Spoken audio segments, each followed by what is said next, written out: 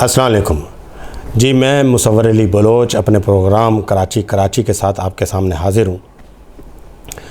नाज़रीन, फ्रेम में शायद आप देख रहे होंगे कुछ किताबें आपको नज़र आ रही होंगी या नहीं नज़र आ रही, तो मैं आपको जो है ना वो अभी दिखाऊंगा। आपको पता है कि इस प्रोग्राम में हम उन शख्सियात को आपके सामने लेके आते हैं कि जिन्होंने किसी भी शोबे में कराची की खिदमत की है और कराची को जो है वो आगे बढ़ाने में मदद की है, चाहे वो मईशत का शोबा हो, चाहे वो माशरत का शोबा हो, चाहे वो तिजारत का शोबा हो, और इवन के कई लोगों ने जो है ना वो कलम का मज़दूर बनकर भी जो है वो कराची की खिदमत की है। मैं पहले भी इन शख्सियात का इंटरव्यू ले चुका हूँ। इन तमाम जो है ना वो शख्सियात का जो अभी आपके सामने दोबारा आ रहे हैं, लेकिन आप देख रहे होंगे कि अब की बार जो है वो इंटरव्यू ज़रा थोड़ा सा वो मुख्तलिफ़ जो है वो उसमें नज़र आता है आपको, मुख्तलिफ़ पैराए में, मुख्तलिफ़ ज़ाविये में। तो आज के जो हमारे मेहमान हैं, इससे पहले कि मैं उनका तारुफ़ करवाऊँ, आपको एक चीज़ बताऊँ कि लिखना जो है वो इतना आसान काम नहीं है। ये जो अदीब, दानिश्वर और शायर लोग होते हैं ना, ये बड़े कमाल के लोग होते हैं। एक दानिश्वर ने कहीं मैंने कहा था, शायद बर्नार्ड शॉ या शायद कोई और, कि दुनिया में तमाम लोगों को मार दो। हालांकि बड़ा सख्त बयान है, लेकिन ज़रा फोकस इस बात पे रहे कि ये कितना अहम शोबा है। दुनिया में तमाम लोगों को मार दो, सिर्फ़ शायर, अदीब और ये जो लिखने वाले हैं इनको ज़िंदा रखो तो दुनिया में अमन कायम हो जाएगा। आज के हमारे जो मोअज़्ज़ज़ मेहमान हैं, इनकी पहली जो काविश थी वो जन्नत अर्ज़ी इस्तांबुल, ये एक सफ़रनामा, मुख्तसर सफ़रनामा, तो इस सूरत में जो है ना सामने आई और बहुत सारे लोगों ने इसको जो है ना वो बड़ी पजीराई दी और मुख्तलिफ़ अखबारात ने इसके मुतल्लिक़ लिखा, बड़ा अच्छा भी लिखा। किसी ने जो है ना वो इसको कहा कि ये सफ़रनामे की जो है ना वो सिन्फ़ में आता है, किसी ने कहा नहीं आता है, लेकिन आज जो है वो सारे इस पे मुत्फ़िक़ हैं कि बिल्कुल आता है। ये तो चलता रहता है एक सिलसिला। कभी आज़ाद नज़म जो है वो शायरी का हिस्सा नहीं थी, आज आज़ाद नज़म को छोड़ के नसरी नज़म पे बहस हो रही है। खैर, ये तो एक जो है ना वो तारीख़ डिसाइड करती है कि कौन सी जो है ना वो चीज़ कहाँ पर है। अच्छा, तो फिर दोबारा ये मैदान अमल में आए और कराची से इनकी मोहब्बत का जो है वो इज़हार तो आपने देख लिया होगा। रसूल बिलाद ग्रुप कराची का जो है ना वो फ़ेसबुक का सबसे नामवर और मारूफ़ ग्रुप है। पहले तो उन्होंने वो कायम किया और फिर उन्होंने एक किताब लिखी और इस किताब के इक़्तिबासात मैंने जो है ना वो रसूल बिलाद ग्रुप में पढ़े। वही अंदाज़, वही इनका एक अपना एक नपातुल्ला अंदाज़ होता है, बरजस्ता लिखते हैं ये। मतलब कभी कभार ऐसा लगता है कि कोई जो है वो लिखने वाला इंतज़ार कर रहा है, ठीक है, और घसीट के अपने कलम को आगे लेके जा रहा है, सिर्फ़ लफ्ज़ों की रोशनी बिखेरने या बड़े सकील लफ्ज़ इस्तेमाल करके जो है वो अपनी उसको कायम करने के लिए। लेकिन ये बड़ी बेहतरीन और नायाब किताब और बड़े बरजस्ता अंदाज़ में लिखी गई। ज़्यादा हाइल नहीं होता आपके और उनके दरमियान, डायरेक्ट जाते हैं जी इकबाल ए रहमान मांडविया साहब की तरफ। सर सलाम अलैकुम। वालेकुम सलाम। सर कैसे हैं आप? अल्हम्दुलिल्लाह। सर पहले तो आपको जो है ना वो सलामती न्यूज़ की तरफ से बहुत बहुत मुबारक हो कि इतनी ज़ख़ीम किताब आपने कराची से मोहब्बत करने वाले लोगों को दी। क्या सोच के लिखा सर? जी, हमने तो कराची की मोहब्बत में लिखा, मगर ये जो आपने कहा ना ज़ख़ीम किताब, बहुत से लोग इस किताब को देख कर डर जाते हैं कि इसको पढ़ना पड़ेगा, लेकिन अल्हम्दुलिल्लाह पढ़ते हैं। तो फिर एक हमारे दोस्त हैं निशात साहब, उन्होंने ये लिखा, उन्होंने लोगों की सहूलत के लिए ये लिख दिया था फेसबुक पे, आप इस किताब को जहाँ से भी खोलोगे वहीं से ये किताब है, उतना ही पढ़ लो। तो बहरहाल आपकी मोहब्बत है कि आपने मुबारकबाद दी और हमने जो मेहनत की ये इसका फल है, आपकी इनायत है, मोहब्बत है।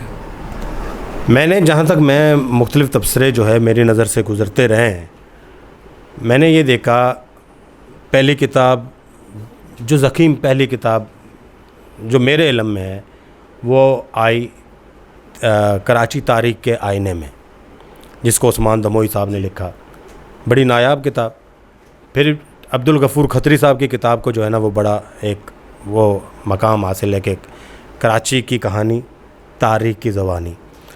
अच्छा, उनको पढ़ते हुए तो हम जो है ना वो जैसे पत्थरों के दौर में चले जाते हैं, या पता नहीं, वो तो एक तारीख का हिस्सा है।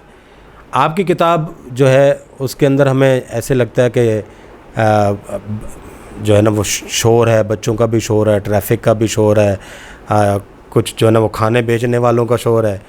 तो मतलब आपने कराची के बाज़ारों के मुतल्लिक़ लिखा, कराची के खानों के मुतल्लिक़ लिखा, कराची की सकाफ़त के मुतल्लिक़ लिखा।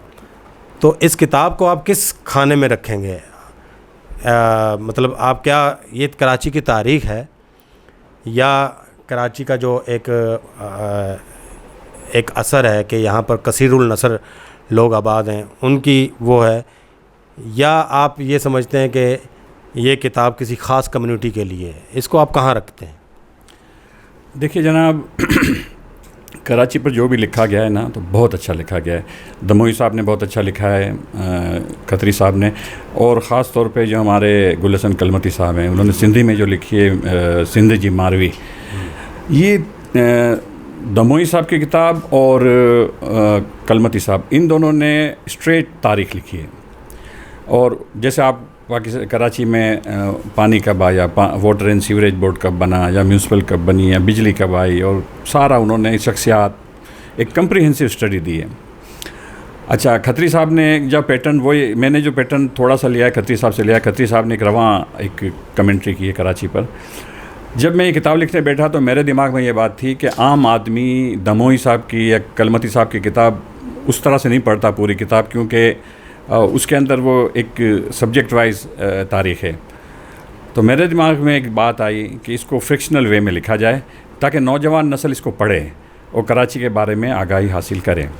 लेकिन जो फिक्शनल तारीख़ लिखने के बारे में लोगों का बहुत ज़्यादा इख्तलाफ है कि अगर आप तारीख़ फ़िक्शन में लिखते हैं तो वो तारीख़ नहीं रहती, क्योंकि उसके अंदर फिर नमक मिर्च आ जाता है, और अगर आप, और ना ही वो फ़िक्शन रहता है, वो कोई दरमियान की चीज़ बन जाती है।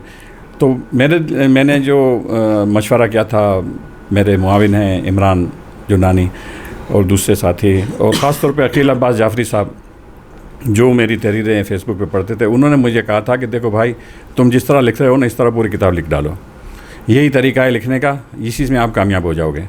और वो बात बिल्कुल सही थी, इसलिए कि ये एक्चुअली पैटर्न इसका है यादाश्तों का। मैंने अपनी यादाश्तें लिखी हैं, लेकिन उसमें मैंने आपको मैं एक छोटी सी बात बताऊं कि एक सराय की उस्ताद था, उसको एक नवाब ने बुलाया कि अभी मेरे 3-4 बच्चे हैं नालायक के, पढ़ते नहीं हैं, आप उनको मैथ्स पढ़ा दें। उन्होंने कहा मैं पढ़ा दूंगा। तो उन्होंने सोचा मैं इनको बातों बातों में पढ़ा दूँ। उनके सामने कितनी कौवे बैठे हैं? उन्होंने कहा 4। और बोला सामने कबूतर कितने बैठे हैं? उसने कहा इसको नहीं बताना, ये हमको मैथ्स पढ़ा रहा है। तो मुझे मैंने इस तरह से इसमें बीच में तारीख़ डाली है और ये चीज़ें डाली हैं गैर, ताकि जो हमारी नई नस्ल है किसी तरह इसको पढ़ लें। तो इसमें ख़ास तौर पे मेरी किताब में हम चले हैं सफ़र करने, तो जो भी, जैसे आप सड़क पर आ गए तो ये सड़क पहले किस अंग्रेज़ कलेक्टर के नाम पे थी मिसाल के तौर पर, तो वो कौन था? फिर जब मुसलमान हमारे पाकिस्तान बनने के बाद जिनके नाम से मंसूबी, वो कौन हैं?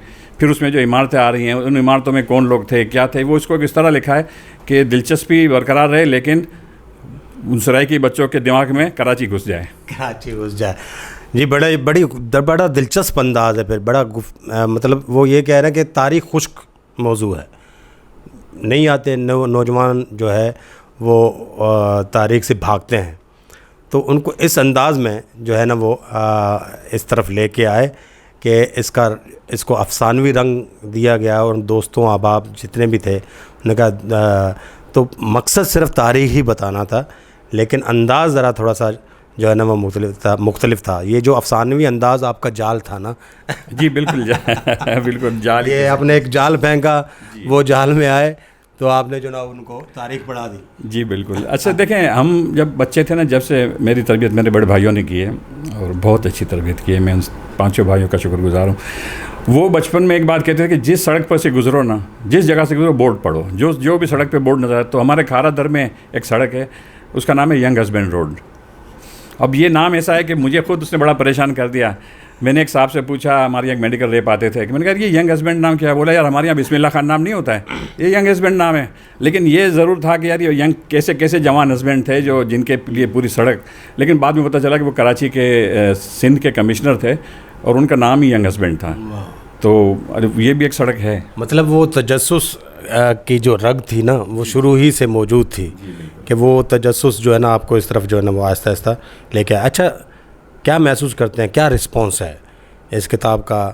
जो रिस्पॉन्स दोस्तों से आता है, मैंने तो जो फील किया है तो आउटस्टैंडिंग। कोरोना वायरस भी इस पे असर नहीं कर सकी अपना, तो आप क्या महसूस करते हैं वैसे दोस्त? अब आप क्या कहते हैं इस किताब के बाद? नहीं, अल्लाह का अल्हम्दुलिल्लाह, अल्लाह का बड़ा शुक्र है। ज़ाहिर है कि हम तो डर रहे थे कि हम नए लिखने वाले हैं, लेकिन जिन लोगों ने भी पढ़ा, इसमें हालांकि गलतियाँ भी होंगी, ज़ाहिर है कि होता है इस तरह, लेकिन पढ़ने वालों ने इसको बहुत पसंद किया और मेरी बहुत हौसला अफजाई की। और कुछ लोग मुबारकबाद देने घर तक आए, तो ये सारे दोस्तों की इनायत करना चाहिए। और मैं ख़ास तौर पे जो हमारे अकील अब्बास जाफ़री साहब हैं, ये मैं कहता हूँ हीरा आदमी हैं कि इनका काम ये है कि नए लोगों को सामने लाओ और इनकी इतनी हौसला अफजाई करो कि सब अदीब बन जाएं। तो इस तरह से, और फिर हमारे ग्रुप में तो एक से एक लोग पढ़े हैं, सब ने बड़ी हौसला अफजाई की, बहुत हिम्मत अफजाई की। और किताब छपने के बाद उसको पहली फुर्सत में पढ़ा और उसके फिर मंदरजात कोट किए ग्रुप में, तो मुझे बड़ा हौसला मिला इससे। लेकिन साथ में एक बड़ा खूबसूरत बच्चा वो बैठा हुआ है, वो आप देख रहे होंगे फ्रेम में। हम इनसे पूछते हैं जी ये कौन है, इनका क्या नाम है और कहाँ रहते हैं? तो इकबाल साहब से इनका क्या रिश्ता है? बेटा क्या नाम है आपका? उमर खालिद। उमर खालिद। उमर खालिद, कहाँ रहते हो आप? Barrier town. बैरियर टाउन में, माशाल्लाह माशाल्लाह। कैसा लगता है बैरियर टाउन आपको? बहुत अच्छा। बहुत अच्छा। अच्छा, तो ये जो सफ़ेद कपड़े पहनकर एक जो है ना सफ़ेद दाढ़ी वाले ये बाबा से बैठे हुए, ये आपके क्या लगते हैं? नानू है? जी। हैं नानू? तो ये मुझे बताना पड़ेगा क्या? अच्छा, ये क्या है? बुक है नाना की। हाँ, बुक है नाना की। नाना की बुक है? अच्छा, आपको पता है कितनी बुकें आई हैं नाना की? 2। अरे वाह, देखें जी, इनको पता है 2 बुक्स आई हैं नाना की। अच्छा, तो आपसे पूछते हैं सारे बच्चे के भी नाना की, आपके पे नाना तो किताबें भी लिखते हैं भाई, बड़े लिखारी हैं। नहीं। अच्छा, तो स्कूल में पढ़ते हैं? जी। अच्छा, ज़बरदस्त। कैसा लगता है आपके नाना अबू इतनी इतनी बड़ी किताबें लिखते हैं? आप स्कूल में किताबें पढ़ते हैं, आप सोचते तो होंगे ये किताबें लिखने वाले कौन हैं? आपके घर में तो मौजूद है किताबें लिखने वाले। अच्छा लगता है सोच के? जी। काफ़ी अच्छा लगता है जी। देखें जी, ये बच्चा कह रहा है कि नाना अबू की किताबें जो है, जब मैं देखता हूँ कि नाना अबू किताबें लिखते हैं तो मुझे बड़ा अच्छा लगता है। ठीक है, जब ये और बड़ा होगा तो और ज़्यादा जो है वो फ़ख्र करेगा। हमें भी फ़ख्र है इकबाल रहमान साहब पे, बड़ा इनका काम है। अल्लाह ताला जो है वो इनके कलम को मज़ीद जो है ना वो ताकत बख्शे और अल्लाह ताला जो है ना इनके जहन को मज़ीद रोशनी बख्शे।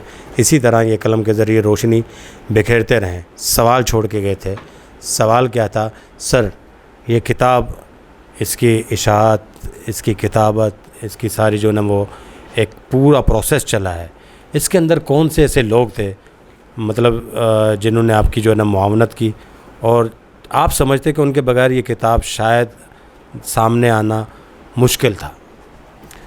देखिए, ये किताब जो है उसमें 2 मराहिल हैं इसके, क्योंकि हमने एक तो इसका जो तारीख़ लिखी है, मैंने जो 3 दोस्त थे, अकील अब्बास जाफ़री साहब, कलमती साहब और खत्री साहब, इन तीनों से जब रब्ता किया तो उनका कहना यह था कि भाई आपको जब भी ज़रूरत पड़े आप बिला तकल्लुफ़ आ जाओ। ऐसा भी हुआ कि हम उनके यहाँ गए, उन्होंने हमें खाना भी खिलाया और हमें मुफीद मालूमात दी और मुफीद मशवरे दिए। तो ये तो एक उस्तादों का एहसान था। इसके बाद रमज़ान बलोच साहब हमारे, वो तीनों तो उस्ताद हैं मगर उनके साथ एक तकल्लुफ़ का रिश्ता है। रमज़ान बलोच साहब से दोस्ती है। रमज़ान साहब जो हैं वो कान पकड़ के हमें सिखाते रहे कि क्या करना है और क्या नहीं करना है। तो शुरू से ही उन्होंने जो है ना मुझे कराची पर किताबें दी थी रमज़ान साहब ने।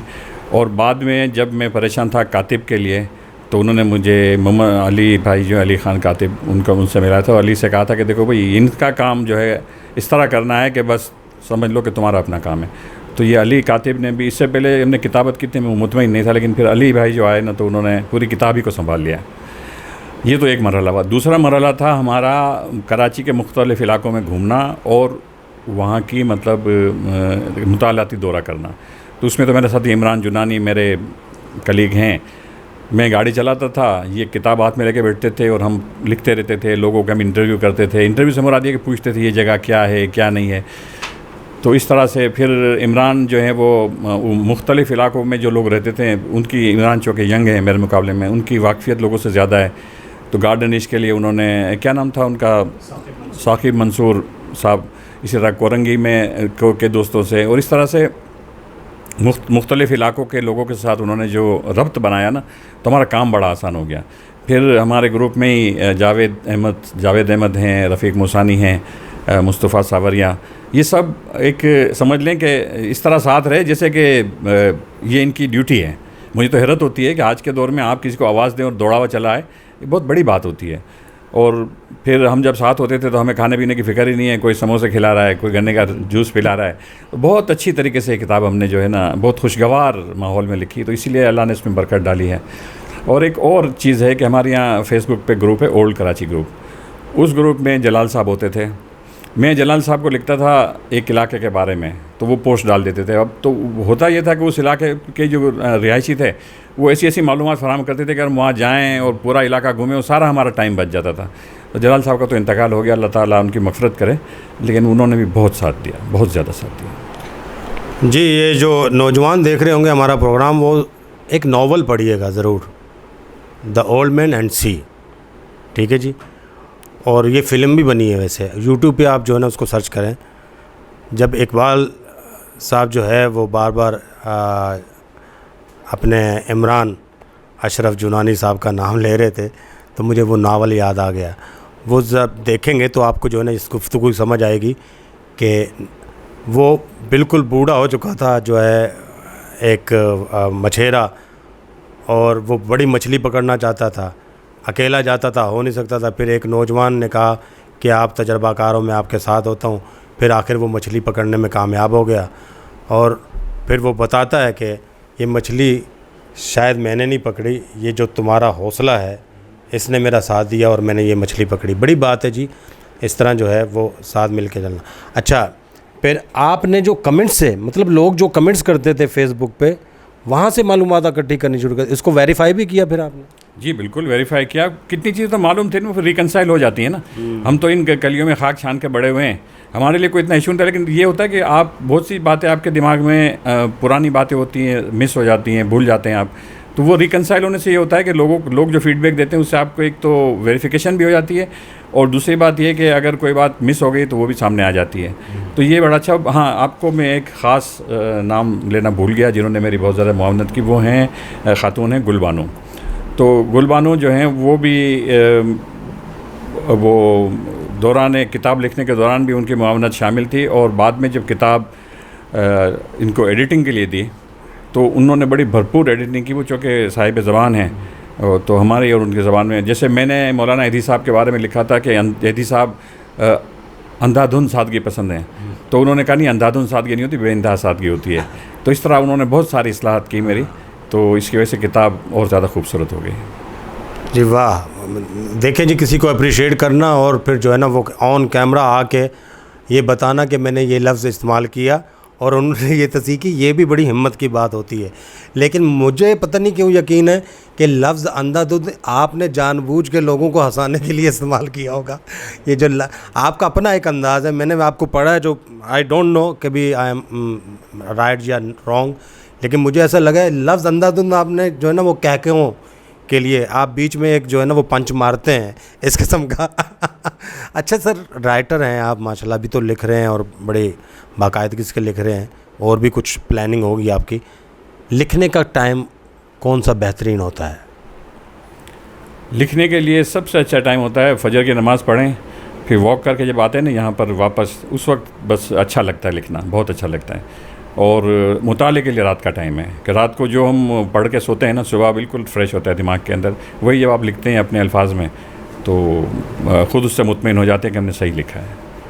अच्छा, कभी लिखने के दौरान ऐसा हुआ, ज़रा थोड़ा सा मज़ाक की तरफ, just for kidding, I am just kidding now, कि भाभी ने आपको जो ना वो ये लेना है, फ़लाँ लेना है, या ये इस किस्म का कुछ हुआ, हम तो लिखने बैठते हैं भाई, हमें तो मतलब वो, या आपका टाइम मुकर्रर था भाई इस वक्त तो साहब जो है ना वो मुदाखलत जो है ना वो नहीं बर्दाश्त करेंगे, इस वक्त कोई अंदर नहीं आएगा, ठीक है, कुछ इस किस्म का था, या फिर जो है ना ऐसे ही था कि क्या है तुम लोग लिखने में नहीं देते, क्या मतलब किस तरह की सूरत हाल थी? देखिए जी, हमारे पीर मुर्शिद हैं ना, उन्होंने हमें एक बात सिखाई थी कि 5 वक्त का नमाज की पाबंदी करो, मस्जिद में जाओ तो कहो अल्लाह में तेरा बंदा हूँ, और घर में आओ तो कहो भगवान में तेरा बंदा हूँ। तो हमारी अलिया जो है हमारी बहुत अच्छी दोस्त हैं, और हम जब लिखने बैठते हैं तो वो अव्वल तो उनकी मुआवनत ही होती है, कई जगह हम उससे मशवरा करते हैं मैंने यूँ लिखा है तो यूँ कहते हैं ऐसे नहीं ऐसे होगा, तो ज़ाहिर उनका तो फिर उर्फ़ आखिर ही होता है। लोग हमारे यहाँ लोग अमूमन अलिया को होम मिनिस्टर कहते हैं, मगर हम तो प्राइम मिनिस्टर कहते हैं उनको। मैंने सिर्फ ये 2 चंद जुमले सुनने के लिए जो है ना वो इतनी बड़ी तमीज़ बांधी और ये सवाल सामने रखा। अच्छा सर, नेक्स्ट प्लानिंग मुस्तकबिल में, या अभी तक इसी का मज़ा ले रहे हैं, अभी तक यही नशा जो है ना वो नहीं उतर रहा है, या फिर कुछ सोच भी रहे हैं? देखिए जी, इसके बाद ये तो वो कराची है जो तकसीम के वक्त हमें मिला था। इसके बाद हमने जो पाकिस्तान बनने के बाद जो इसमें तरक्की हुई है, हम फिर अब यहाँ से हम आगे बढ़ेंगे, सेंट्रल जेल से आगे जाएंगे तो एक तरफ ये पूरा इलाका है, यूनिवर्सिटी रोड, हसन स्क्वायर, फिर बहादुराबाद, और ये इस तरफ लालू खेत, ये सब हमको लिखना है। अब ये जो कोरोना है ना, इस कोरोना में एक बात और हुई है कि हमने अपने बच्चों को जिस कदर डांटा है ना, अब वो हमसे इंतकाम ले रहे हैं कि अब्बा यहाँ नहीं जाना, अब्बा वहाँ नहीं जाना, और इसमें इमरान जुनानी भी शामिल है। मैं उससे कहता हूँ भाई तुम चलो, हम अब लालू खेत चलते हैं, वो कहता है नहीं सर आप रुक जाइए, अब वो चूँकि मेरे बेटों की तरह है, तो अब ये जब इमरान तैयार होगा तो फिर हम नया सिलसिला शुरू करेंगे। जी, वो देखें जी, बड़ी खूबसूरत अंदाज में बात की। डेफिनेटली जब उम्र जो है ना 50 से ज़्यादा होगी तो बच्चे तो मना करेंगे, और बच्चे क्या, जो आपके करीबी दोस्त अहबाब या बच्चों की तरह के, जैसे इमरान का नाम आप बार बार ले रहे हैं, तो वो भी आपको मना करेंगे। तो कैसे जिस कदर डांटा है आप उसका बदला ले रहे हैं जो है, मैं तो इसका मज़ा ले रहा हूँ इस जुमले का जी। तो ये इनकी जो है ना वो ये जो बरजस्ता कोई जुमला आता है ना जो इकबाल साहब के मुंह से, वो बड़ा, मैं तो कह का भाई मैं तो शुरू करता हूँ, मुझे तो भट्ट साहब कहते हैं मुस्तफ़ा कुरैशी के कह के लगाते हैं आप। लेकिन क्या कह रहे हैं भाई, सामने जो है ना इकबाल है, रहमान मांडविया साहब बैठे हों तो फिर कह के तो ये लगेंगे। तो इस तरह के जी टाइमिंग मुझे अगर आप बता दें तो फिर अभी वक्फ़ा, जी हमारे प्रोड्यूसर साहब कह रहे हैं कि जो वक्फ़ा ले लें तो उसके बाद फिर अगली बात करें जी, वक्फ़ा, उसके बाद फिर आते हैं जी, यहीं रहिएगा।